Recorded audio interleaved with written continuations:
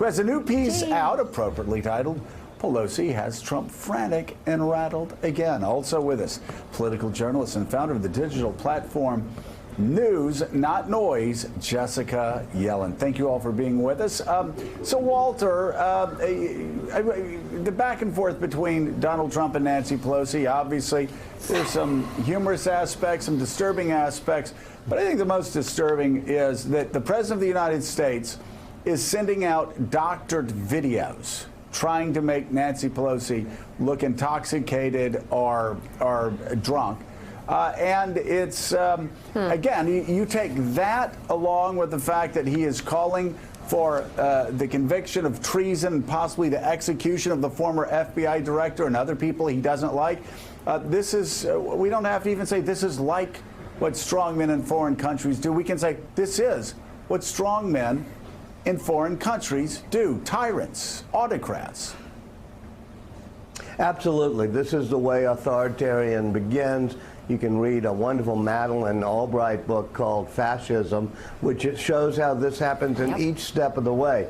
When you start putting out videos that are totally fake, when you start welcoming foreign governments doing things where they're putting out fake news, then when you try to change the meaning of the word fake news, and it's just anything I disagree with is called fake news, rather than purposely doctored videos. And then we're in a situation historically we haven't seen before.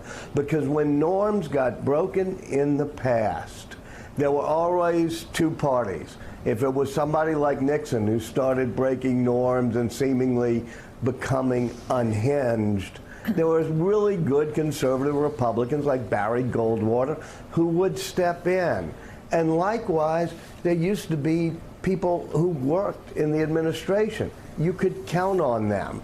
And when you're turning these people in the administration into lackeys and the Republicans are unwilling to step up and say something, it is keeping us from the those guardrails that used to protect us from the destruction of our norms.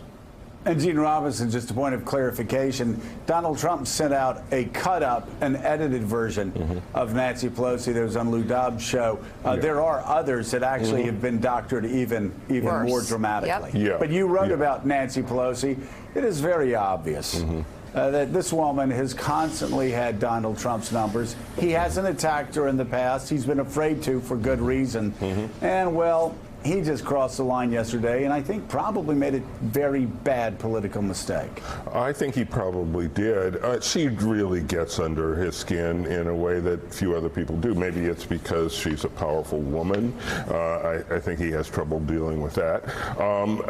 Maybe it's because she's just powerful and smart, and he's afraid of her in some primal way because she can hurt him.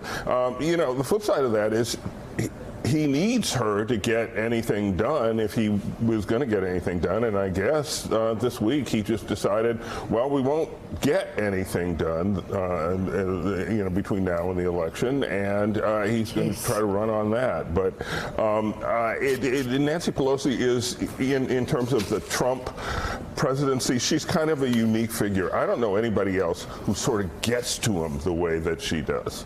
Jessica, you've covered Capitol Hill and Nancy Pelosi for a number of years. As you watch this back and forth over the last couple of days, what do you see as Speaker Pelosi's strategy here? What's she trying to get out of this tit for tat with the President of the United States? Well, it does seem that there's an element of this where she's now goading him into engaging further.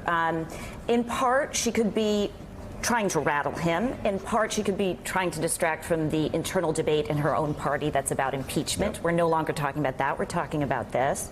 But I also think that there's a challenge here for her, because the piece we're not always talking about is how this is a gendered attack too. There's this cultural trope in our nation that women are weak, too weak to be leaders.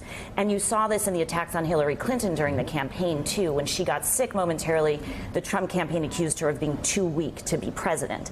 And I see an echo of that in this attack on Pelosi, and I wonder if you'll see it even as they go after any of the women who are running on the Democratic it's side. funny you should bring that up, because I was actually standing right there the first time they did that to Hillary Clinton. We were in a coffee shop in Upper Northwest D.C., and she was trying to avoid answering a question, and she kind of shimmied like this. And before we knew it, by that evening, the trolls online had turned this into a seizure, which was then being fanned on Fox News, to the point where we as reporters, actually a colleague of mine, Lisa Lerer, had to pen an article setting the record straight. No, I was standing right there. Hillary Clinton did not have a seizure, but it set off that narrative, which then led to the successive event that you mentioned. And I do think that there was a gendered aspect to that. But with Nancy Pelosi, Jean, do you really think that this is a long-term strategy that's going to be as successful for the president as it was against other competitors when he was trying to demean and debase, for instance, Jeb Bush or Ted Cruz on the debate stage, when it's a very different dynamic between him and Nancy Pelosi? No, I don't think it's going to be successful. Number one, she's Nancy Pelosi. We all know her. She's sharp as a whole bunch of tacks, and she's tough. She has a sense of humor, but she knows where all the levers of power are in Washington. She knows who she is. She's in control of her caucus. It's not going to be an easy thing to do a job on Nancy Pelosi. So I think she'll be just fine in this. The question for her is, and I think she's handling it pretty well, she's got to manage her caucus. And she has an idea of what the caucus should do. My guess is that idea will prevail because she tends to, she runs her caucus. She tends to get things done the way she wants. And when he attacks her, just to be clear, that makes her caucus rally around her. And this came at a moment when she was, let's be frank, facing some fissures. Totally. Yeah, and Walter Isaacson, politically, how this plays out, whether or not his attacks are gender-based, I mean, this is a woman who has led in the United States of America for decades, and people see her as a leader. She's dealt with a lot of babies. She's had 5 of her own, as well as she's dealt with men on Capitol Hill and in the White House for decades. And she's never, ever been caught flat-footed. I think actually gender, and I wonder if you disagree with this, I think Trump's attacks on her will fall flat because it is so cringeworthy to see someone trying to sort of attack the visual dynamic of a woman or the behavior of a woman, especially a woman as elegant as 79-year-old Nancy Pelosi, who has been Speaker of the House twice. I definitely agree.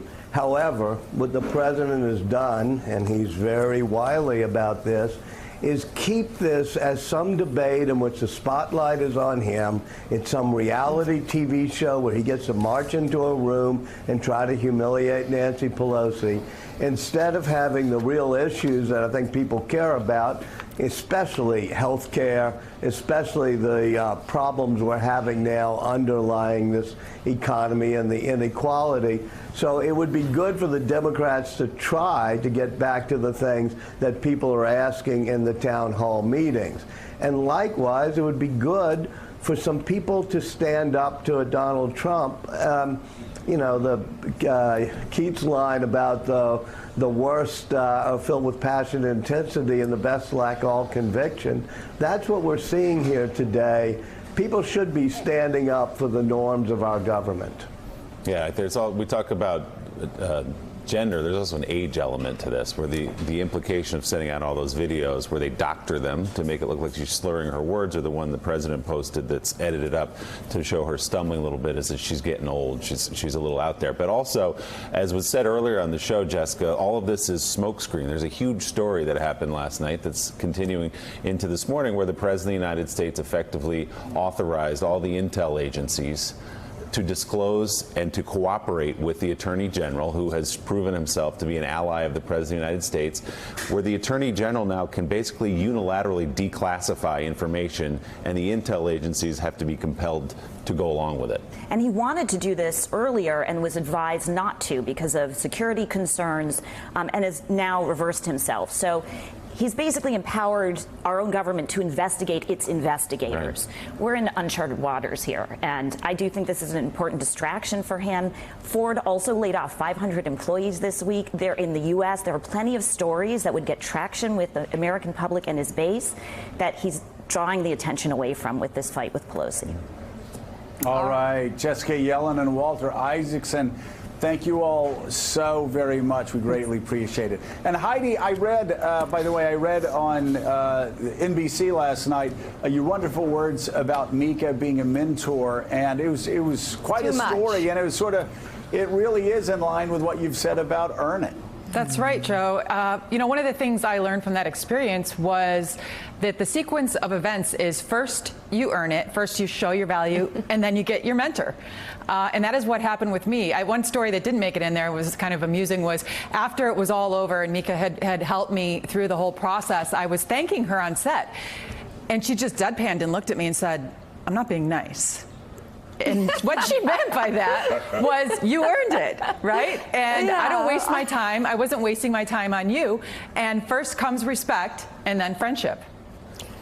Thank you so much. Well, and Mika, wonderful stories also from Casey. Oh my gosh. And Adrian and so many others talking about, I just saw Bianna tweet something about you taking time throughout the weekend and calling her, walking her through things because you didn't have somebody doing that. But again, this is not, I'm not bringing this up because of you. This is actually what you talk about in Earn It, and it's the importance of actually finding mentors and fighting hard to make sure you get to the next step. We've got great articles on mentoring and negotiating, and that one came up at knowyourvalue.com. Thank you all so much. Totally over the top. I'm touched. Up next, Brexit was intended to separate the UK from the EU, but the only thing it's separated so far is Theresa May from her job. We'll check in with CNBC on how the Prime Minister's resignation is impacting the markets. Also, a guy named Gene Robinson he spent some time reporting in London. Can't wait to get his take when Morning Joe comes right back. Thanks for checking out MSNBC on YouTube, and make sure you subscribe to stay up to date on the day's biggest stories. And you can click on any of the videos around us to watch more from Morning Joe and MSNBC. Thanks so much for watching.